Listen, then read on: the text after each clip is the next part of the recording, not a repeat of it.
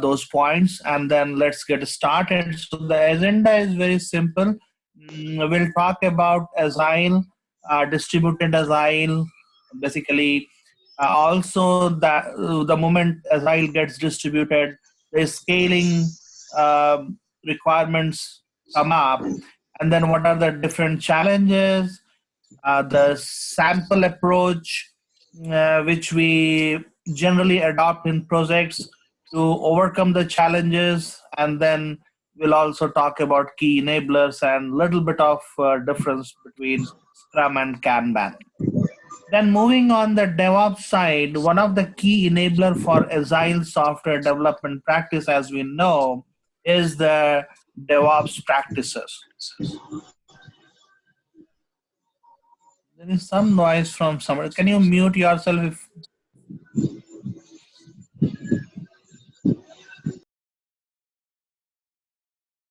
Yeah. So we'll talk about the objectives of DevOps, what are the different enablers, and then what are the different measures we apply.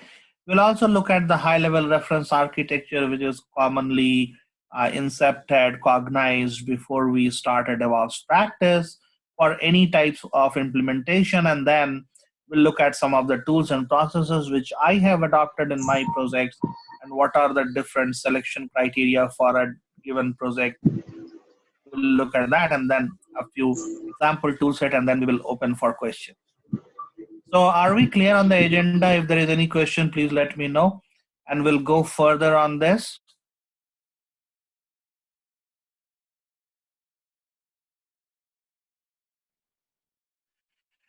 Okay. So going back, when we started software development back in 80s, so I started in 98. And before that also, about 20 years, people developed various types of software using mainframes and mid-range computers and things like that. So it has always been like we will gather requirement, then we will develop those code components, and then we do integration, we do testing, and then we deliver. So the cycle was very long.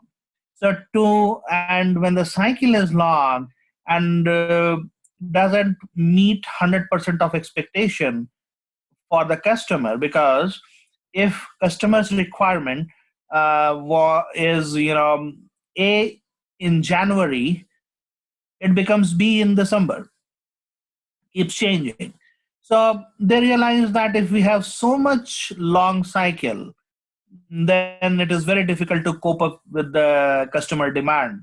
Now, then the idea of Agile development came.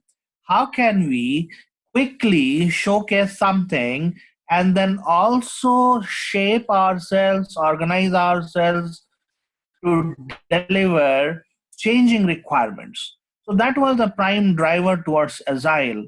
And one of the key aspects coming to business aspect of things was cost. Now, obviously, when the cycle is long, there are uncertainties in the expectation meeting and things like that, then definitely cost is going to be high. So that is where Agile came into being, and then it promoted iterative and incremental approach to software development. And collaboration was one of the key aspects which people looked at, because in any software development, collaboration among product team, marketing team, someone who knows customer, then the engineering team, the testing team, the user acceptance team, etc. So how we can collaborate with different types of teams with different views towards certainty of a software function being delivered to customers. So that was one key aspect. Then that was required to produce high quality, cost effective software in a definite manner and also address the changing needs. So this is a kind of summary for Agile. What do you mean by Agile? It brought simplicity, it brought stability, and there are a lot of other advantages you can see. So this I'll share after the presentation, I'll share this. So we basically brought certainty into delivery, and we also brought down the cost of realizing a software function being available for a customer. This also, so the other aspect of it is iterative learning. So if learning cycle is 1 year, then definitely it's going to be very costly to apply that learning into the next software cycle. So if the cycle is small, like 2 weeks, 3 weeks, 1 month, then iteratively a team can learn what did we do well, what we learned, how can we do better, and how quickly we can apply them into the next cycle. And the summary, the bottom line of all these practices is, did the customer get what he asked for, what he paid for? So that's the basic idea around this. So when we talk about distributed agile, so in our ecosystem of delivery,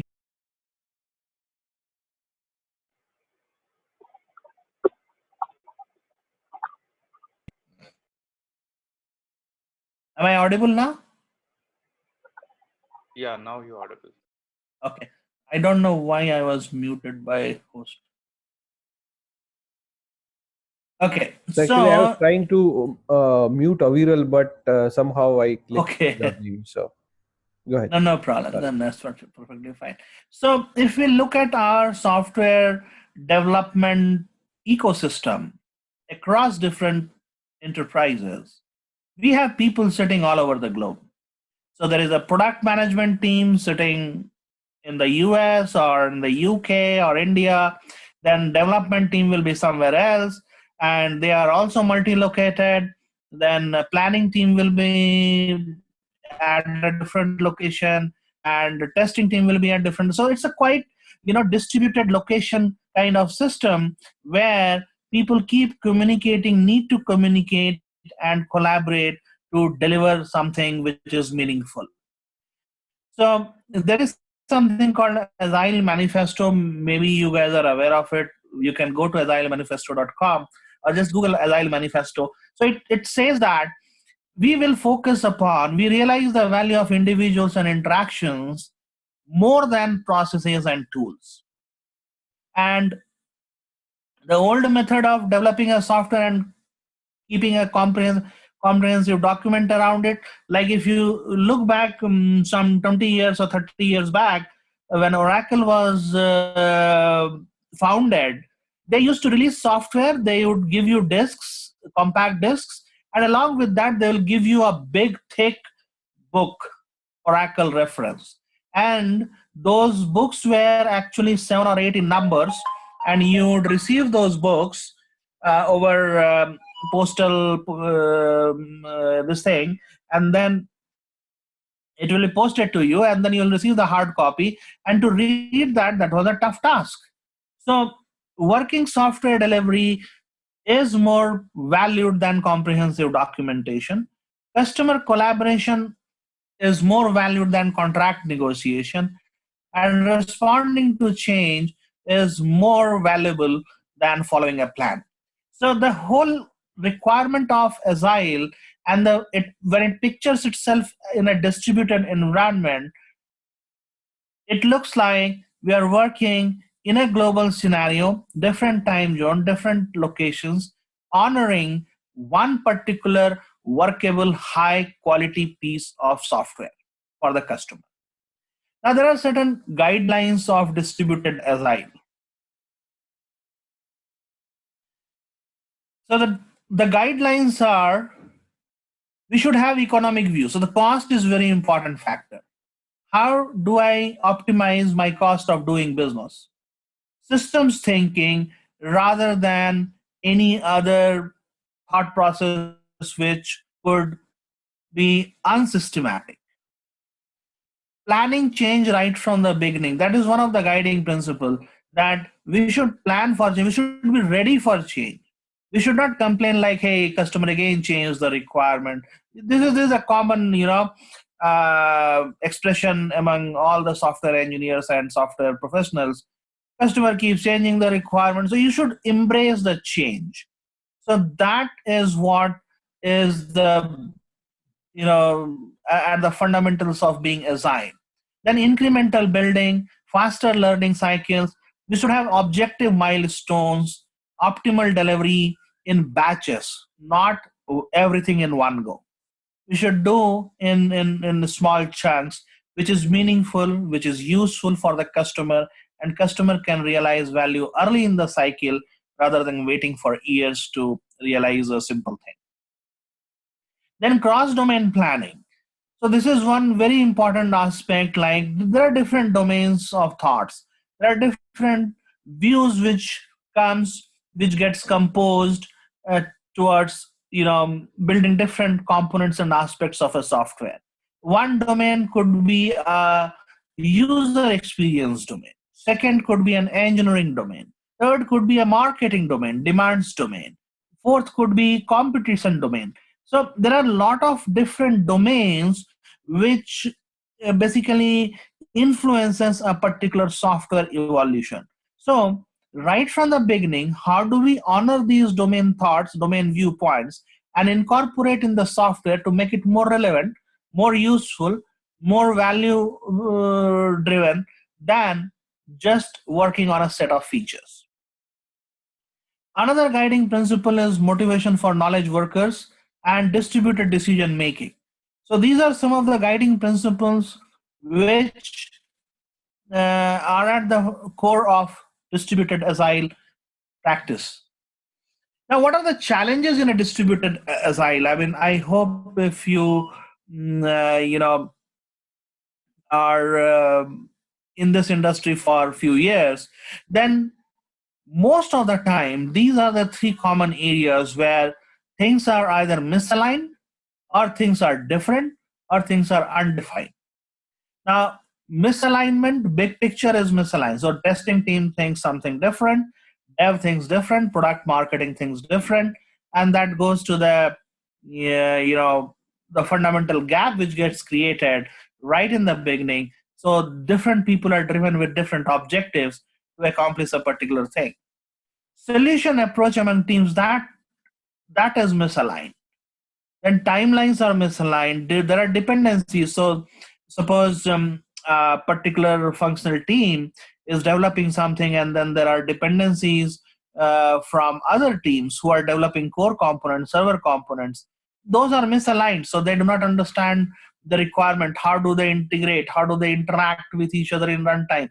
Both are developing, but their dependencies are unaligned, so they do not know how to wind up or how to stitch it together to make it work. And then later on they struggle. The preferences are misaligned, priorities are misaligned, and all that leads to, where are we in terms of delivery, that gets misaligned. Another challenge is different. People are in different locations, they have different working hours, they have different holidays, they have different cultures, different activities they have, and then different preferences and different system behavior. So everybody's system behaves in a different way.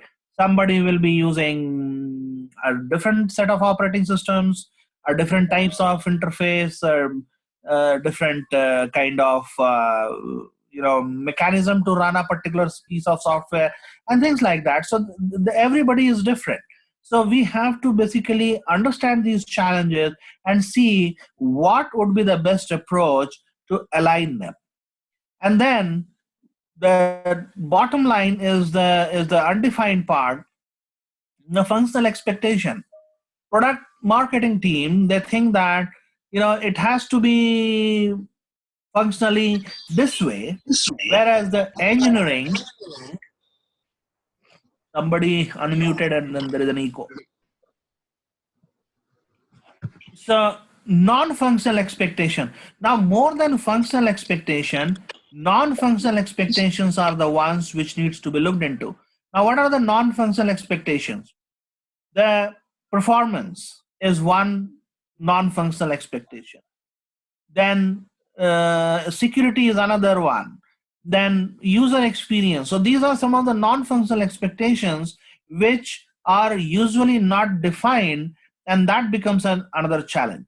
Different people use different processes and different tools as they evolved in an organization in a particular location. So they all have different tools, and then they do not integrate well with each other, or they have different types of limitations. And the way people collaborate, that is also undefined most of the time, creating a challenge in a distributed design environment. Let me give you an example. Now, if I have a team, let us say server team and client team. Now, server team in India interacts with server team in the US, and they share file over FTP. Client team in India interacts with client team in US, and they share files with each other over Google Drive. So the collaboration method itself is different. Somebody sends an email to share a file. Now, when collaboration methods are different and undefined, there is no common set of practice, then that creates another challenge in a distributed design environment. So these are some of the challenges which are there, and then we have seen it, and we have come a long way to follow something called SAFE, which is the Scaled Agile Framework. And I'm presenting a sample approach for this, which basically describes how we can attain solution alignment among teams and basically work through all the teams, aligning them, and deliver something which is meaningful, which is of value to a particular customer. So this has to happen at different level. So this is just an example. I am not sure if you guys have seen the SAFE framework. This is SAFE Lite. SAFE framework is a little more complicated. There are other different aspects to it. You can Google and then look at SAFE as well.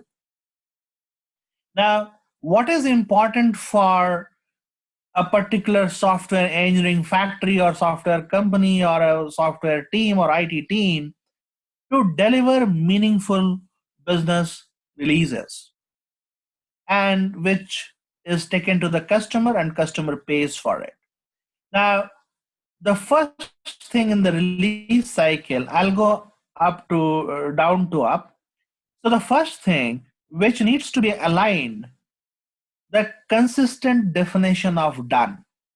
When we say release one, now if release one is done, what does it mean?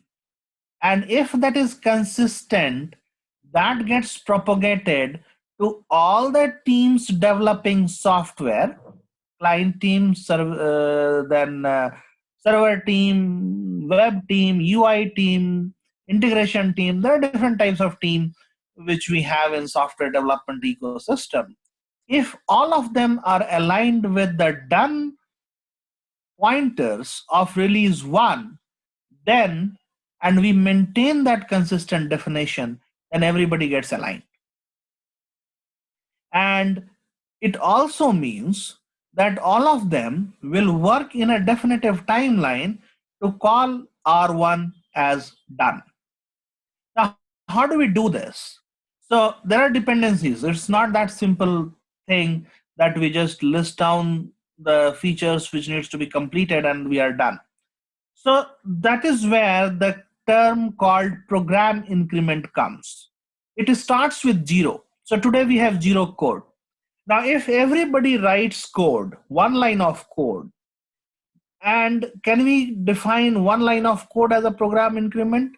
Or can we define 10 lines of code as a program increment? And can we define 7 lines of code as program? So that is defined by the functional accomplishment. And those functional accomplishments should have addressed the dependencies among team A and team B. Then only it will be called program increment.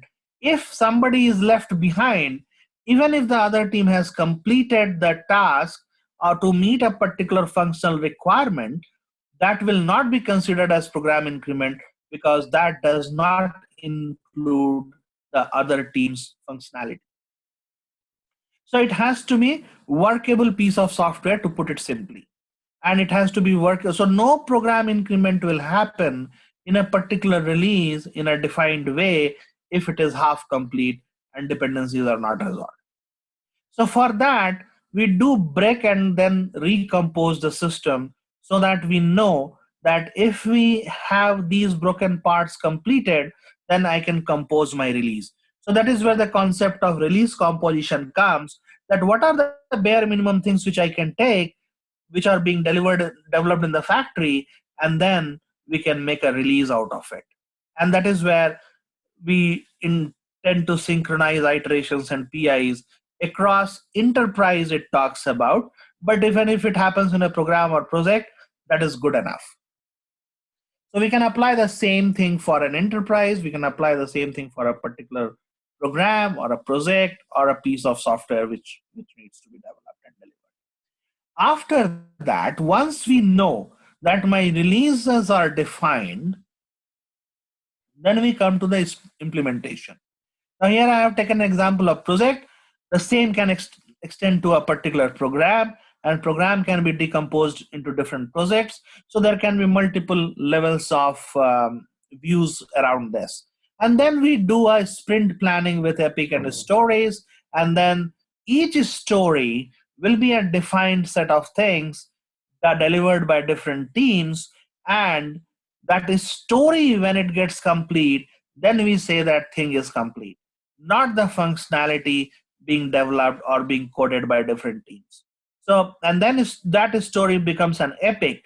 Now, epic is what comes as a requirement from product team or customer team or somebody who is giving us the requirement to develop a particular software. Now, those epics are broken into stories and then reusable. Then we release a workable code, and then we say that these two epics are being delivered, and that is how we get into something called testability, because we can test a story, we can test an epic, and then we ascertain testability, and then we also do dependency and impact analysis for one story to another, and then we compose our sprints. And once we define our sprints, then we know that this is what is coming in release 1, release 2, and if there are changes, if there are delays, there are ways to decompose stories into sub stories and then accommodate release. And at the program level, it goes to product backlog. Everything starts with a backlog, and then all the epics will be in backlog on day one. And then initiative wise, it leads to different program initiatives, and these sprints and projects are composed to a particular program objective. And then at business unit level, we have business plans which are being developed by business people and which is aligned with IT strategy roadmap. And then they come up with something called backlog of themes. What kind of services we should provide to customer? How do we compose services out of these program deliveries? And there is something called Kanban, which is applied at BU level, which can be applied at a sprint level as well. And then we can basically have different types of scrums and come up with a plan for delivery. So this particular light model can be applied to a particular program, project, enterprise, wherever we take. Any questions so far? Viral here. I just wanted to understand if dynamics of team also plays a role. I mean, if there's a Scrum team where the members keep changing constantly, Yeah, um, yeah. it's very challenging because they don't want to address the technical debt at any given time, because they know that at max they'll be there for 2 or 3 months on that thing, and then they would be gone. So how do we address something like that, Okay, so especially if it is see, happening on the vendor side? right. So that is mostly on the risk management side. That's a risk which we are talking about. Now, that is why we have composition up to story level. Now, typically, the sprint cycle is 2 weeks. Now, if people are leaving within 2 weeks, if we do not have visibility for even 2 weeks for someone, then we have a different challenge. But if as long as we have visibility for 2 weeks for somebody, and that's why that comes into an HR policies and practices to give at least 1 month notice, or on both the sides, right? If somebody is leaving or somebody is asked to leave, both the side there is 1 month gap. So that's why the sprint cycles are 2 weeks usually. On an average, it can be 3 weeks also, it can be 10 days, 14 days, depending upon uh, the strategy to deliver things. So that much of visibility would be required. If that visibility is not there, suppose somebody is leaving abruptly and then he is gone, then that goes into the backlog and is taken over in the next sprint. So definitely, that creates a risk, that creates a problem, but that is how it has to be handled. But our release definition of done will not change for long time, right? So maybe one thing we did not do in sprint 1 because of resource crunch or whatsoever, it will be done in sprint 2 or sprint 3. And because the cycles are small, 2 weeks, 2 weeks like cycle, so the risks are minimal. And even if we run into a risk, we have opportunity to recover in the next sprint. Does that answer your question?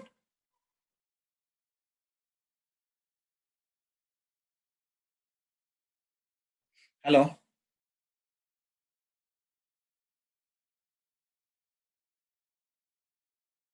Jamshed, you might be on mute, I guess. Yeah, please unmute yourself. Any other question we have?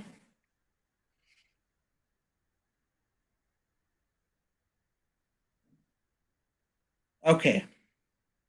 So we'll go ahead. So I used a term called Kanban.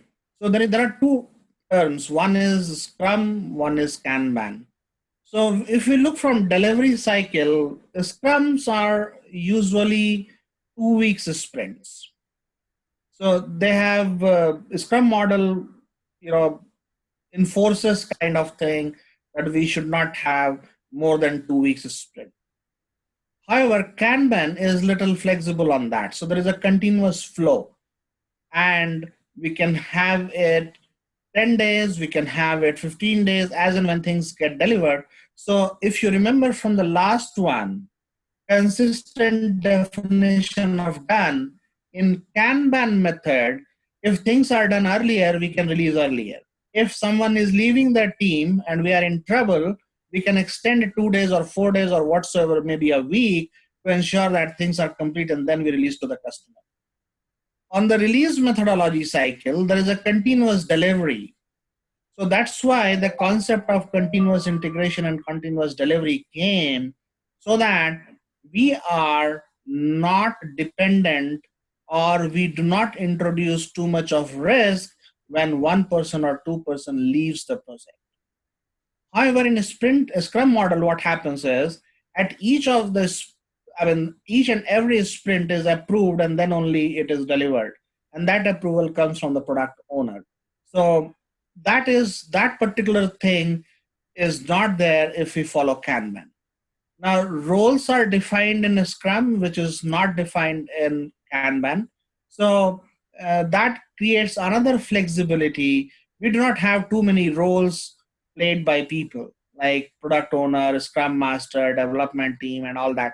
We know that who is doing what, roles are defined, but there is no such force to have existing roles which is proposed by Scrum. We can have a agile coach, we can have a Scrum master as well, and we actually can have a separate person or same person playing that role and things like that. Now in a Scrum model, the velocity is very important because the lengths are defined. However, in Kanban, the cycle time is important. Cycle time to complete a particular delivery objective. That is very, very important. Scrum is like every 2 weeks we have to deliver. So just imagine if we have to deliver something every 2 weeks, no matter whether it is complete or not complete, if there are risks associated in the project like people leaving or something not procured in time or some technical complexity involved, still we have to deliver every 2 weeks. So that creates little havoc in the team, which has little bit of dynamics around composition. However, in the Kanban thing, cycle time is more important for delivery. Like suppose if we say that to deliver these features, we took 3 weeks. So we can plan that every 3 weeks we can consume this much, so that with a gap of say 2 or 3 days, we can recover and then still deliver the complete functionality rather than rushing towards delivery. And change philosophy in the Scrum model, it follows this backlog process, and then teams basically they do not make any effort to make changes to the forecast. So if a sprint is decided, everybody will follow the sprint. Even if there are changes, they will not accommodate it. So that is a little bit of fixed approach. In Kanban, it can happen any time. So that offers a lot of flexibility in terms of changing customer environment, changing requirements environment, and things like that. So we don't have to basically marry to a 2 week philosophy. However, both have advantages and disadvantages, and some of the places I have seen they have flexed both, kind of morphed into Scrum ban kind of thing. But most of the Agile practices where they are initially developing Agile practice, they have followed a Scrum model, then Kanban, and after some maturity, they get into Kanban.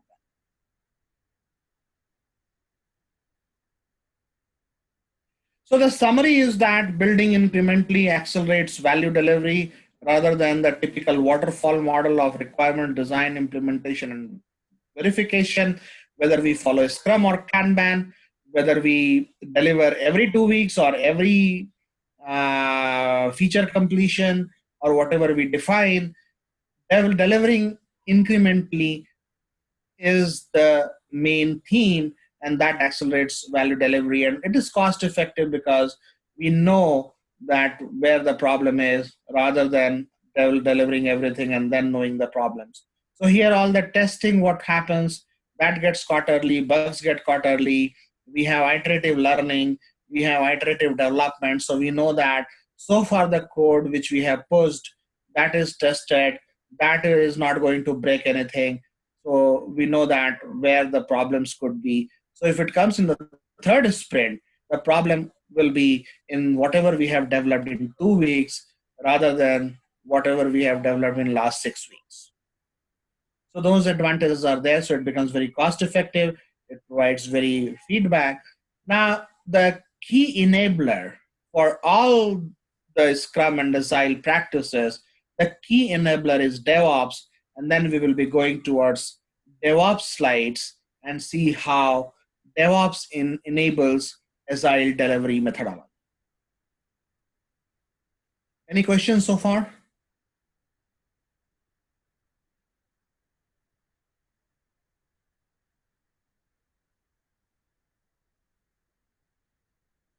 Am I audible, Chintan?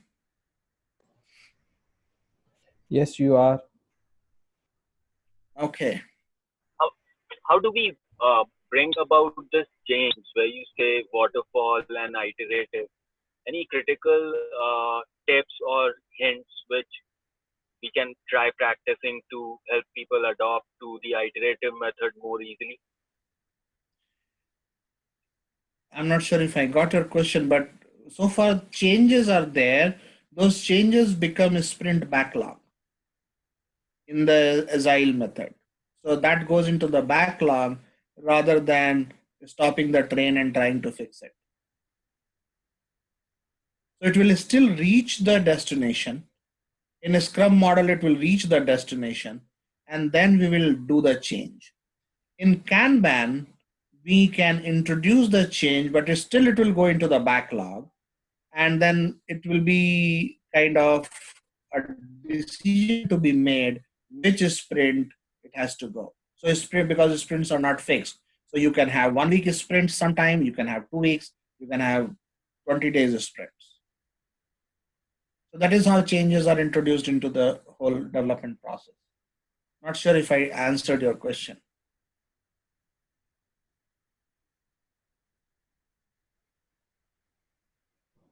So, Aviral, is that you wanted to understand the transition from waterfall to these models? Yes, yes. I mean, just some kind of hints which people who are in who have experienced it and have seen working. That I mean, there's a huge paradigm shift required when people move from waterfall to iterative method, and they keep doing that waterfall thing, which causes a lot of delays and issues in the whole process, kind of disruptive. So, I mean, if there are any tips that we can follow to make it easy for people to think iterative rather than thinking waterfall. So thinking iterative can only happen when you have sprints defined. So what we are going, so if you see, each sprint is basically a waterfall, but the outcomes are defined that we will accomplish these features or functionalities and everything will be tested. So that gives you confidence that things are tested up to here, and now new set of features need to be added to this. In waterfall, where do you introduce change? Suppose you are introducing change in the implementation cycle. It will impact your design in a huge way because you have already done design, data flow, every class diagrams, and then again you will do an impact analysis and do a design. Whereas to change the design for a 2 week work is very simple than changing the design of 6 weeks or 8 weeks work.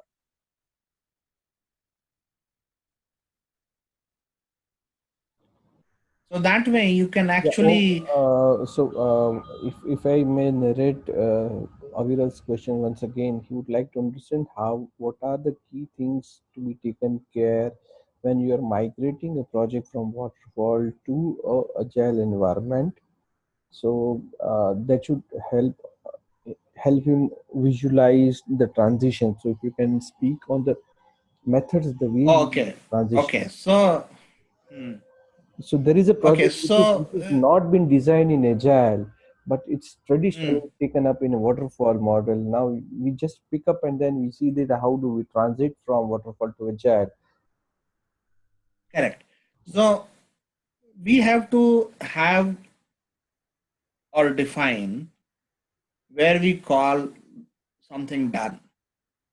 Now, if it is in between, so we also need to know whether we are at requirement phase or design phase or implementation phase or verification phase in the waterfall model. If we are in the verification phase, there is no need to basically get into agile because we are already in testing phase.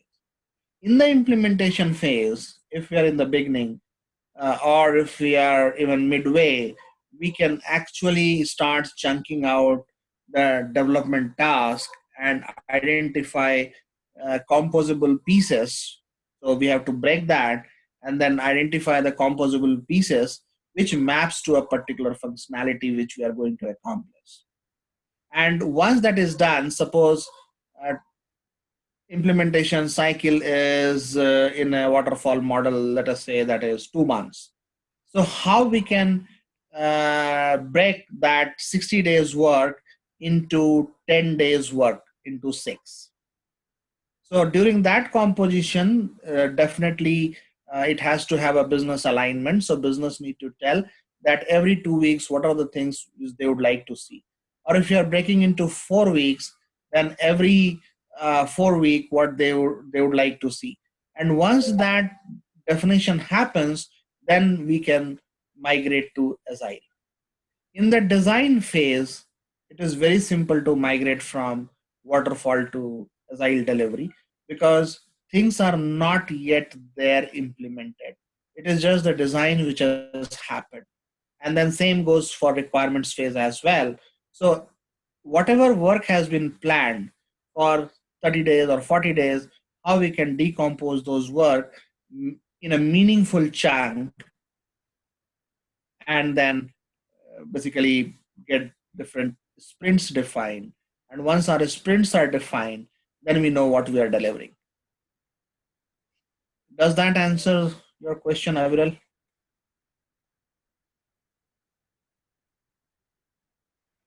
Yes, definitely.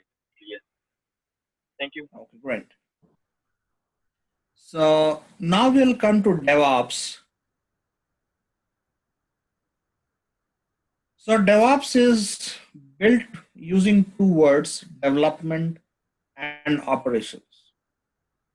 It has got less to do with technology. It is not something we can buy. It's basically a cultural change and a mindset change. Of course, in the entire DevOps cycle, the coding, building, testing, deployment, and monitoring happens.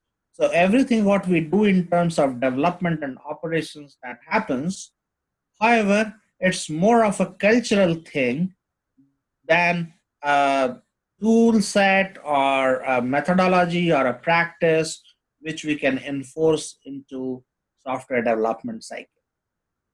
So it impacts people. It has to do with processes and it has to do with tools.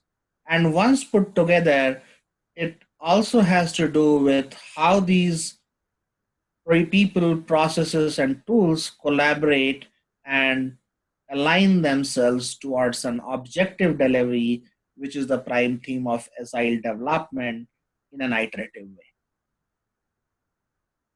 Now, the objective of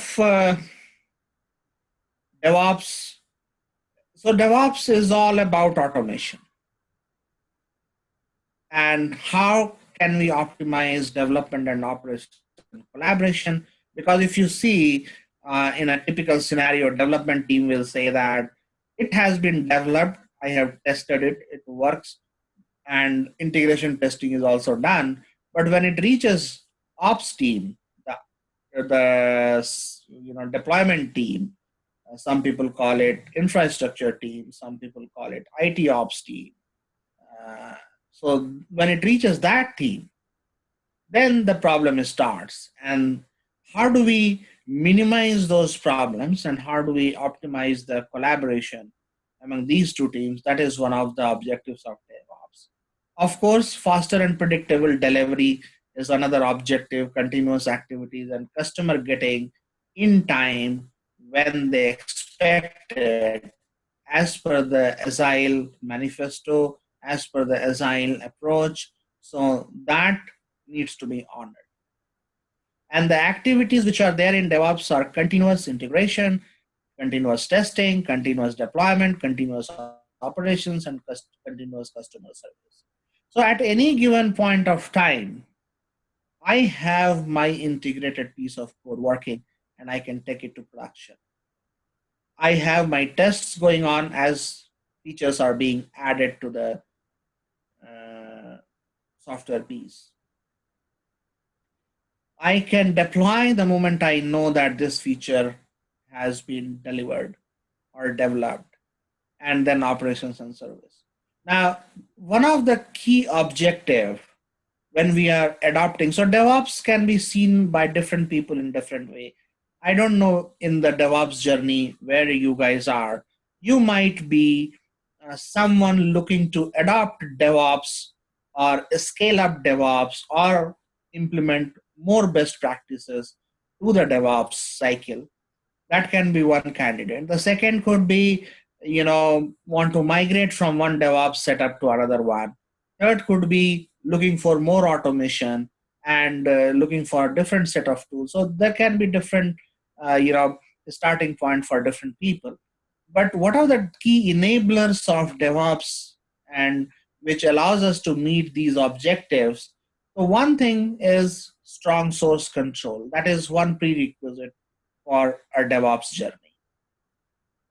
Then deliver a small increment. So the ability to deliver a small increment is very so that means that you are following Agile methodology.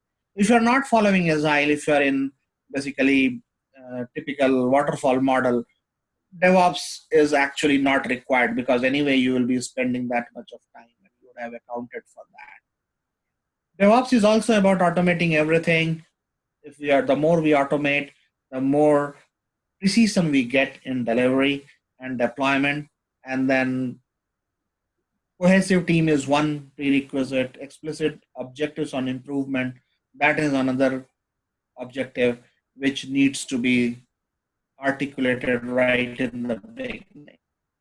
Now, what are the features we are looking when we talk about these DevOps objectives? We want effective, repeatable release process for UAT, pre-production and production environment. Anything which goes beyond dev and QA. We should have ability to create, destroy, and replace environment at any time without causing service disruptions. Central management of change lifecycle. Any backup and disaster recovery scenario should be supported. And the solution, DevOps solution should be vendor agnostic, because when we are doing a vendor migration, we are in Solaris world, we want to go to HPUX, we should be able to go. We are in AWS cloud, we want to go to Azure, we should be able to go. So these are the features which people look for when we look for an ideal DevOps environment or process or practice. Now, there are certain things which needs to be measured in the entire life cycle. So there is a term called continuous DevOps, and the prerequisite for that is a quality sprint. Each and every sprint having zero defects. So that becomes a baseline. So everything is tested, everything is measured, and the defect is zero. And we keep repeating this cycle ever and ever again. That ability brings us to continuous DevOps capability. And to do this, we need to have measure for the unit test. We need to have the measure of the test automation, how much of tests are automated, and how much of those tests are covering the code. So there is another metric called code coverage, which tells that suppose somebody has written 100 lines of code, and I am responsible to test that code, and I have tested with manual and automated scripts. And after testing that, my tests are touching 80 lines of codes out of 100. It is not touching all the 100 lines of code which has been written. That means my code coverage is 80%. If I am touching 78 lines of code, having done all the types of testing which I can do, then my code coverage is 78%. So there are tools to test that code coverage as well, which basically tests the quality of test itself. So that is another measure which we adopt, which we need to adopt when we are looking at continuous DevOps cycle, because we need to ensure that whatever code we are writing, we are testing that code, and there is nothing passive or irrelevant in the code line. Then the second layer comes about continuous integration. We should be able to build, we should be able to integrate all the build and then create a deployable chunk. Continuous CI pipeline is about how do we continuously integrate and test and deploy in development and QA environment, and as well as push it to further production, UAT and production, and then continuous testing and coverage. That matrix gives us, in the continuous pipeline, when everything is automated, are we meeting the benchmarks? So if I say that my code coverage benchmark should be 80%, then in the continuous CI pipeline, I will create a rule that mandates 80% code coverage. Otherwise, it will raise an alarm, raise an exception, and then that will fail. And then again, tests have to be improved to meet that 80% before it enters into the CI pipeline. Continuous change and continuous deployment is another thing which is required for continuous DevOps. And finally, all these are done to continuous showcase, continuous demonstrate features and systems to customers who are going to buy and pay for the functionalities what we deliver. And we also receive continuous feedback and improvement points from the marketplace, from customers, and then we again feed it back to the system. Sorry. This enables us continuous delivery and continuous operations, because when something is there in production, we also need to monitor, we need to report, we need to notify exception, etc. And end-to-end cycle, we get into continuous DevOps. This is the high-level reference architecture of DevOps. So on the monitoring side, SLA side, we have application onboarding, new customers will be onboarded, monitoring and notification mechanism, and SLA dashboard. And then somewhere we also need to have DevOps workflow management and service orchestration, how a new service will be delivered to a particular customer. How do we raise a particular feature request? Where do we raise bugs? So Jira, ServiceNow, Remedy, Rally, these are the tools which are used there. So people have stories, epics in Jira, requirements in Jira, change requests in Jira, bugs in Jira, and all that becomes candidate for development and then goes into the continuous integration and delivery mechanism. Now on the build side, on the engineering side, we also need to have continuous integration and delivery pipeline orchestration. So we use Jenkins and some ID we will use in Dev and QA. It could be Eclipse or something like that. So finally, if you look at the life cycle from source code management, build packaging, code quality coverage, unit integration testing, functional UX and QA, basically user experience testing and functional testing, system and performance testing, setting up environment and deployment, and then predictive monitoring and analytics. So this end-to-end basically depicts the DevOps cycle and the tools which we use at various places. So for source code management, we use Subversion or Jet or Bitrocket or some Bitbucket, something like that.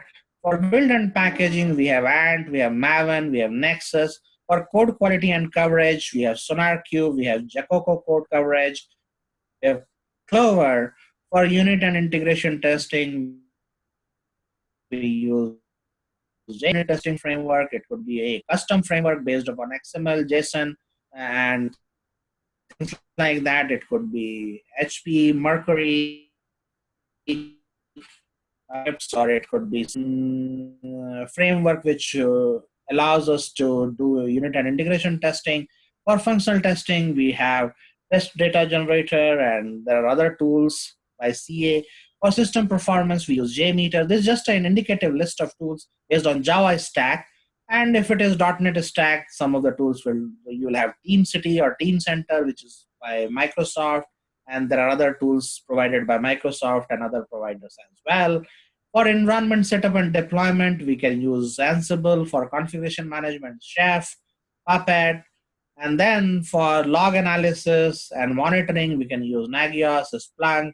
There is another tool called CheckMK. If you go on proprietary side, it could be IBM Tivoli, HP OpenView. So there are different enterprise systems for monitoring and analytics and reporting as well to ensure SLA.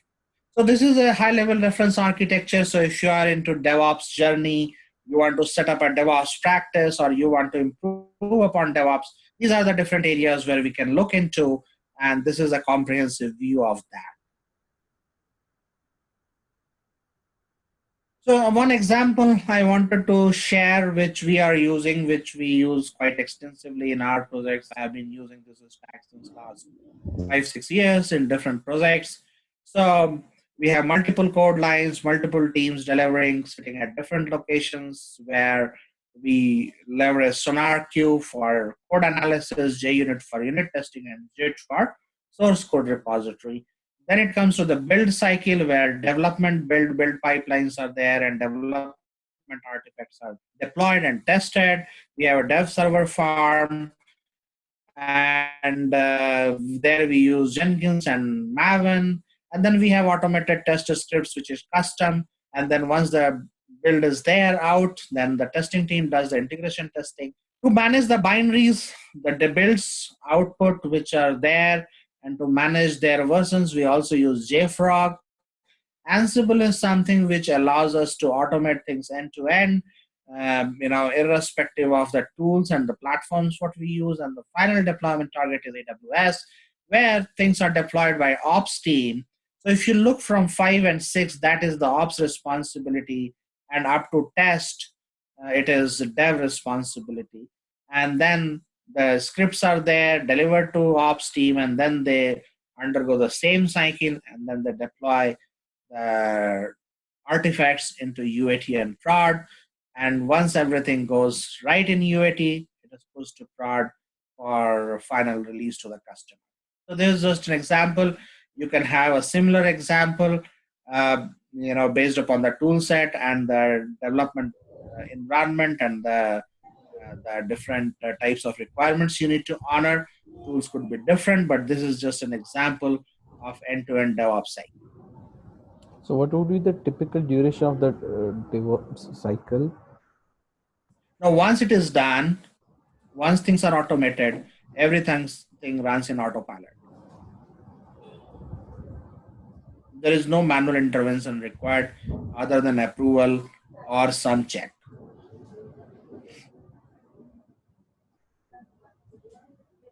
No, so I'm not able to. Are you saying how much time it requires to set these up?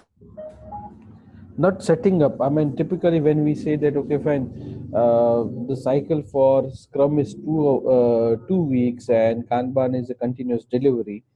In DevOps, what would be the kind of time span per sprint?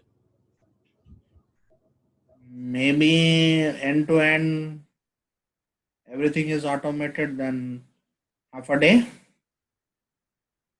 including manual checks.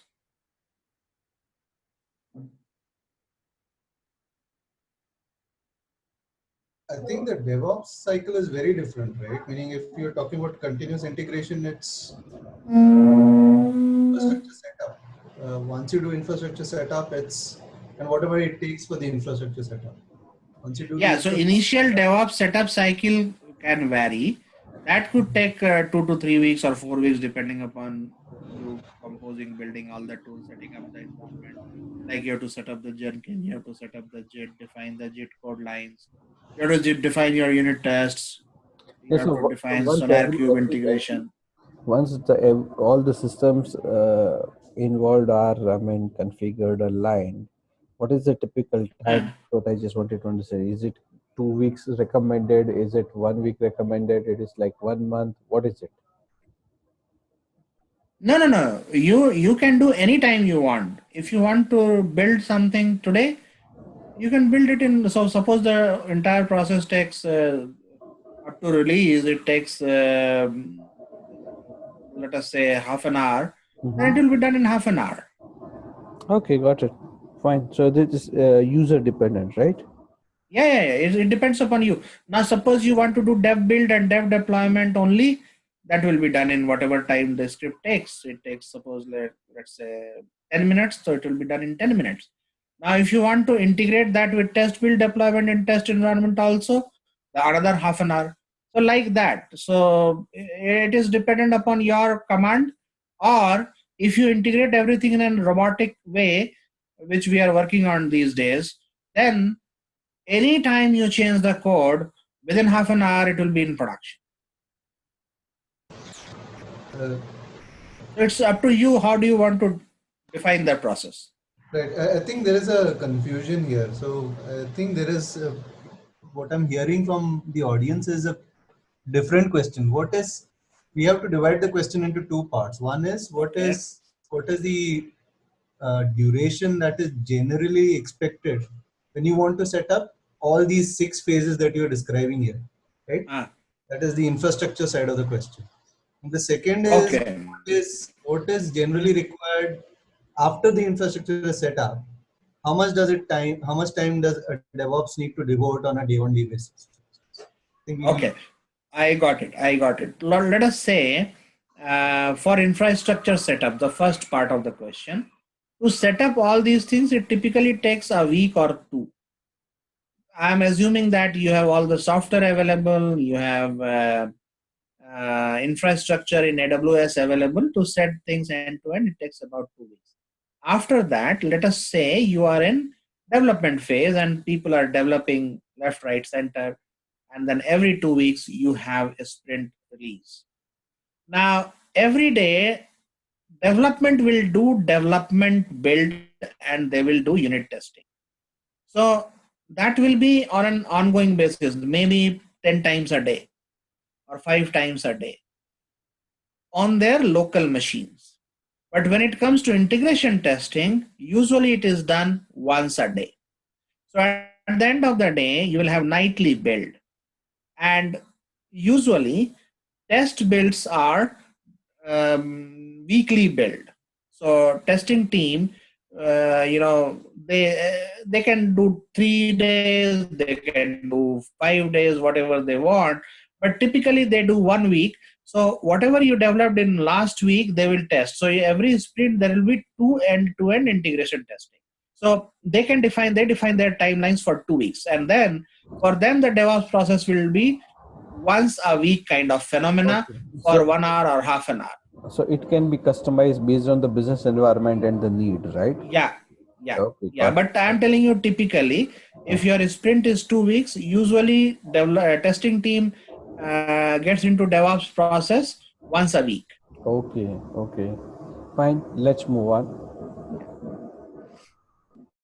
And just to complete the thread, so for once the testing is done for UAT, usually we deliver every 2 weeks. So for UAT, every 2 weeks there will be a deployment cycle which will be done, and same for production. After the UAT is passed or successful, then you push to production. So every 2 weeks the whole cycle will run at least once.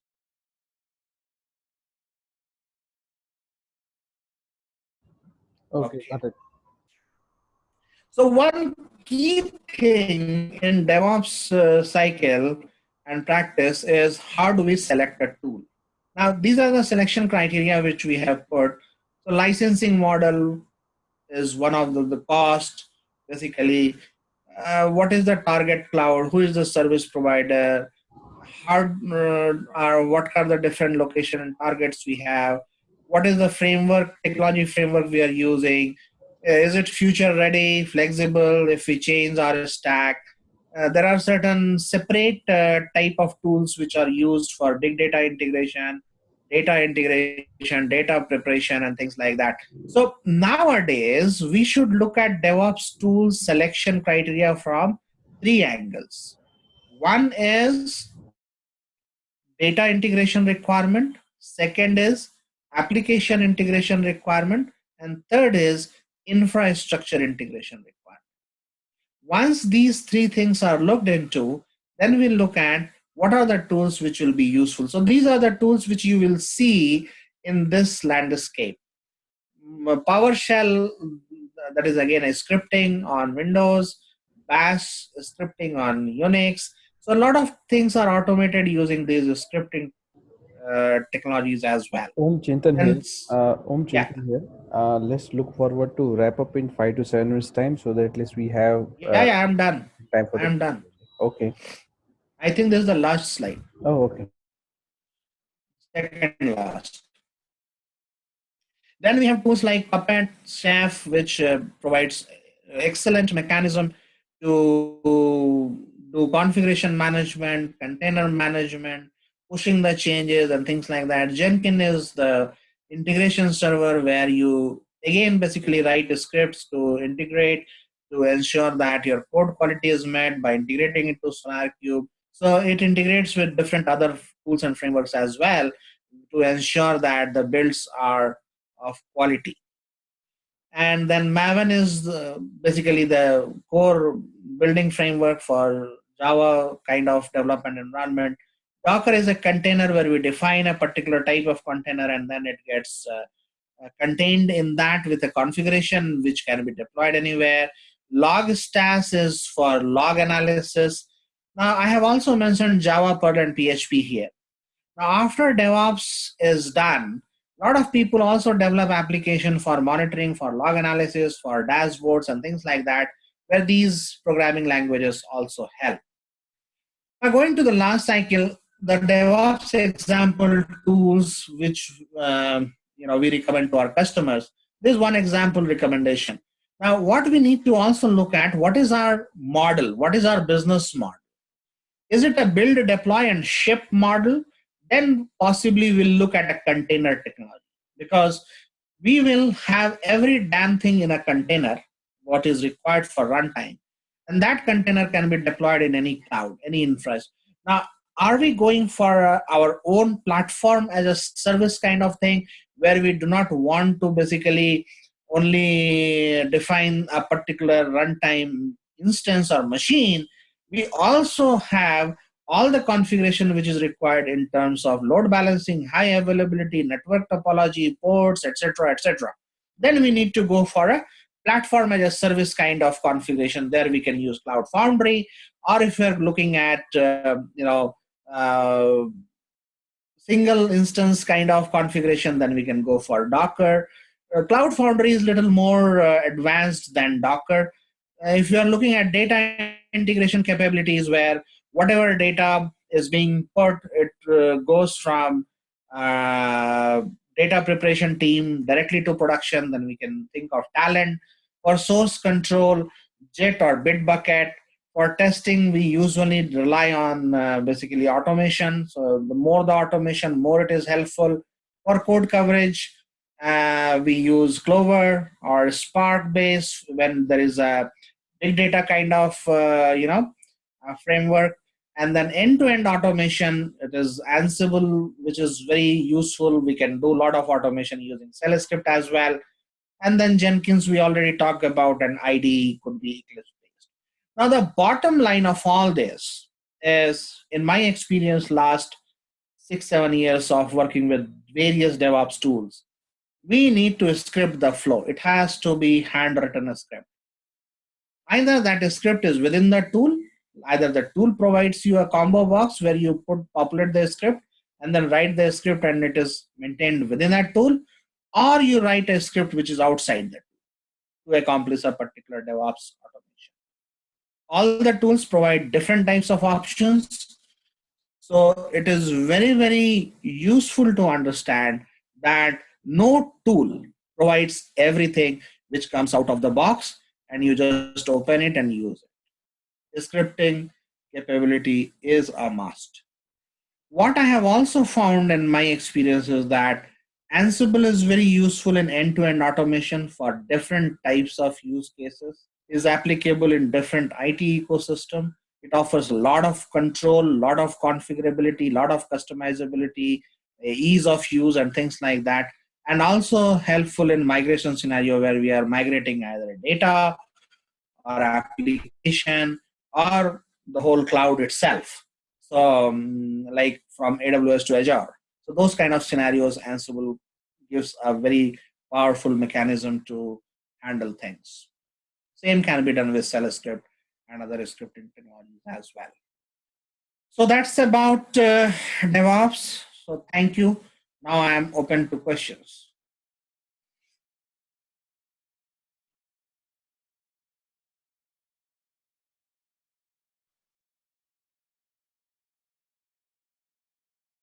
Hi Chintan, I am audible. Yes, you are audible. Let me unmute all so that at least. Okay, guys, feel free to ask questions. Thanks, Om, for this informative session. Really, this was really, I would say, hadn't it been taken, we wouldn't have taken time to understand and explore DevOps.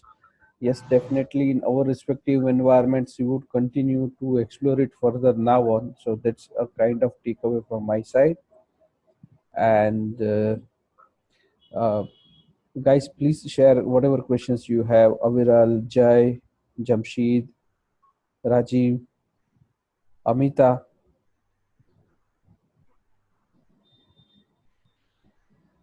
Yeah, okay. Amit has a question. What kind of certifications so he's a project manager, and as a project manager, Mhm. what kind of certifications you advise uh, for him in the domain of DevOps? Okay, so as a project manager, the certification should be on the Agile side than DevOps side. I have not come across any DevOps certification as such, but there are certain certification for different components like AWS. If people want to use AWS as an infrastructure, then there are AWS certifications, which is a cloud administrator or a cloud developer or a cloud engineer. So those certifications are there.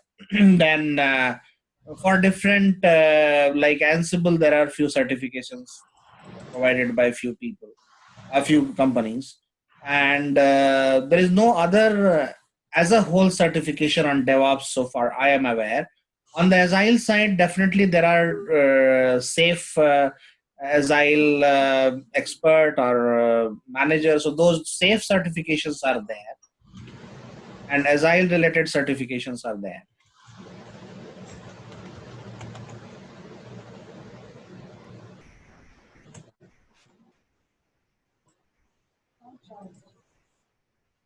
There may be some brain bench certification, but there is no uh, because these are totally distributed environment, and different tools are uh, delivered by different enterprises.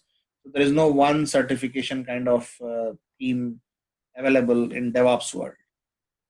But yes, individually there are Spark. I mean, MongoDB. Like if you work on big data side, so there are a lot of MongoDB certifications which are available. Talent, they provide their own certification. So tool is specific certification, and not one person will work on all. So that's why there is nothing called DevOps certification per se, which I am aware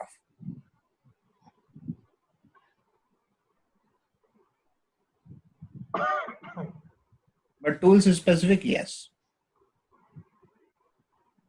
Yeah, I think it's because it's very technology heavy, right? I mean, what you're Yeah, saying in terms of DevOps, this every slide is like technology heavy. Git, Talent, yeah, Docker, Cloud Foundry. I mean, each of these have their own like training courses in general, and correct, you correct. end up having to invest a lot of your time just getting through all these details. No, and it is not useful for one person to learn everything. You know. Right, right.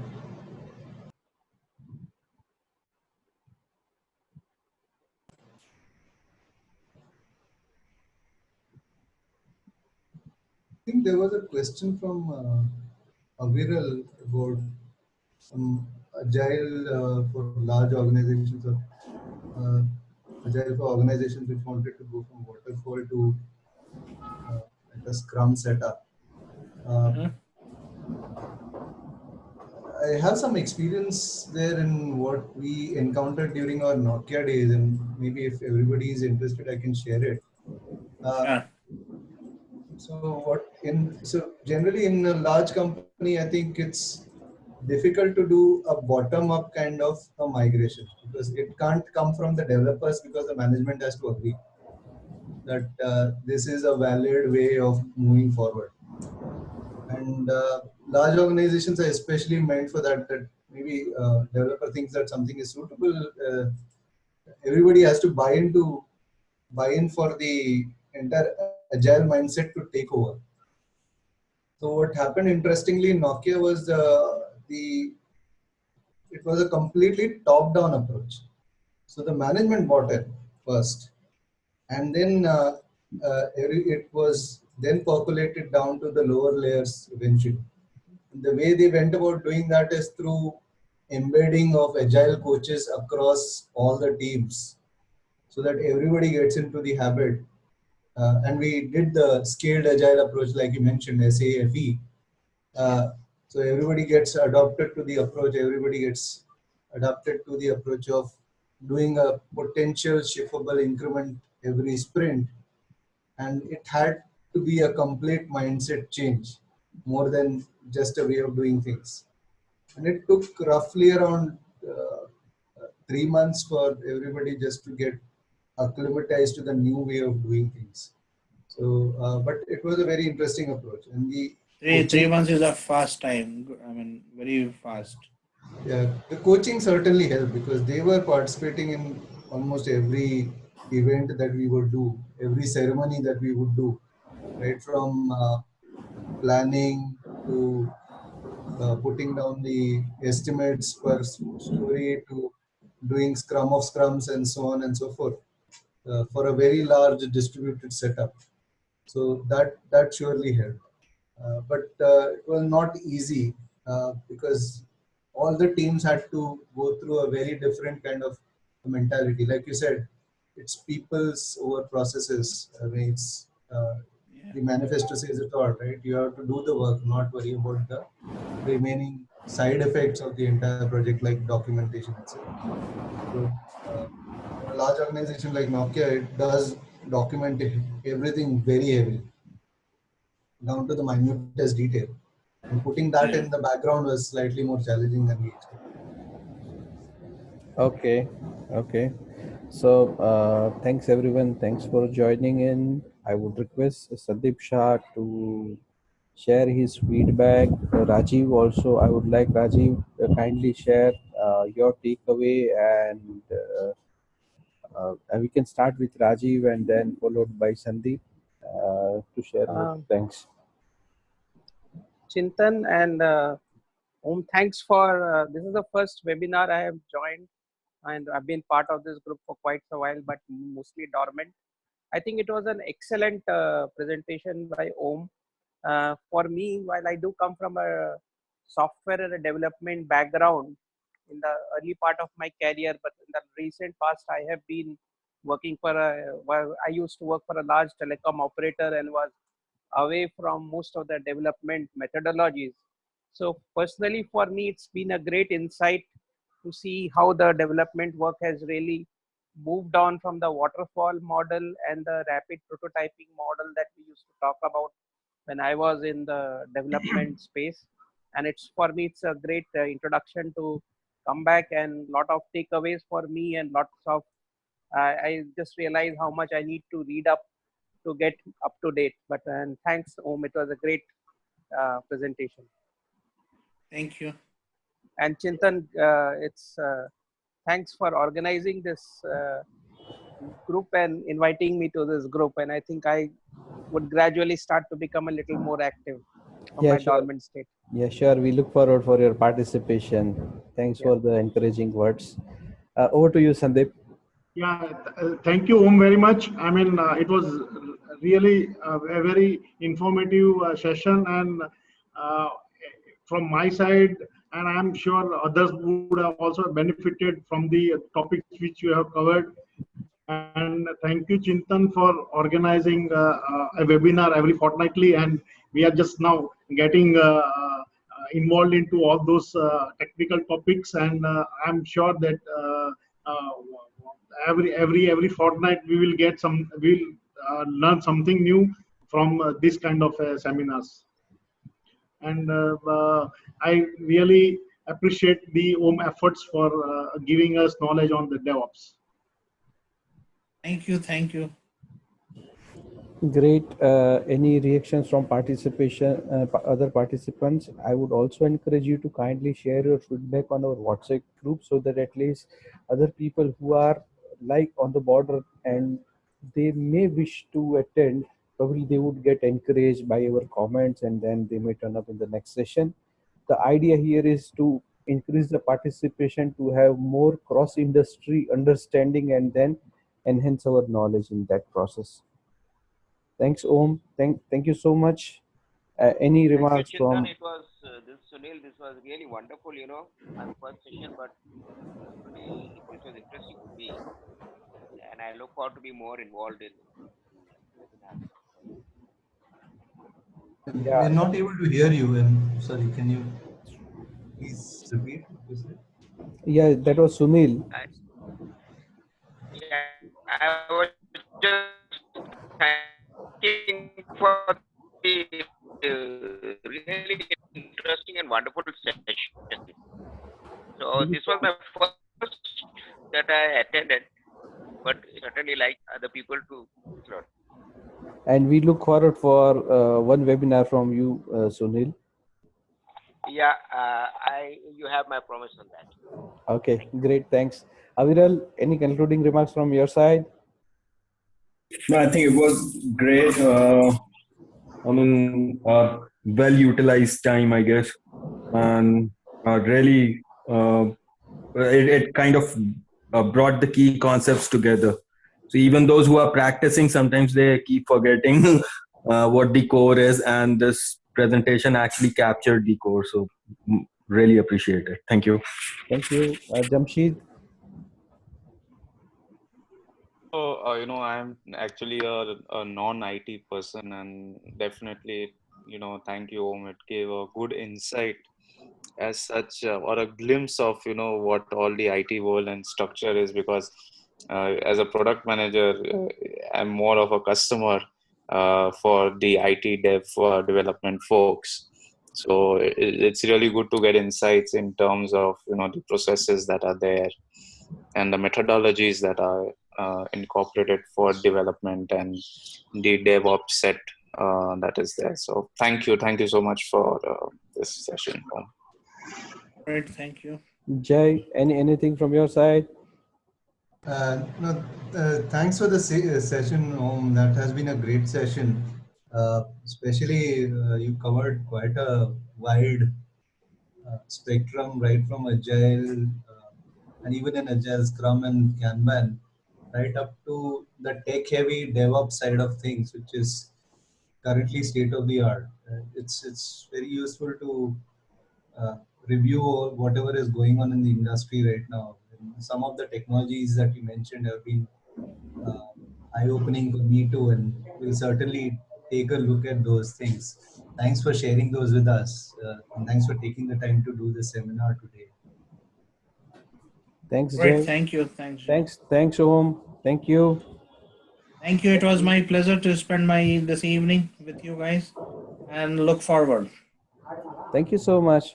Thanks. Thank Let's you. end the session. Thank you. Thank you. Thank you. Bye-bye.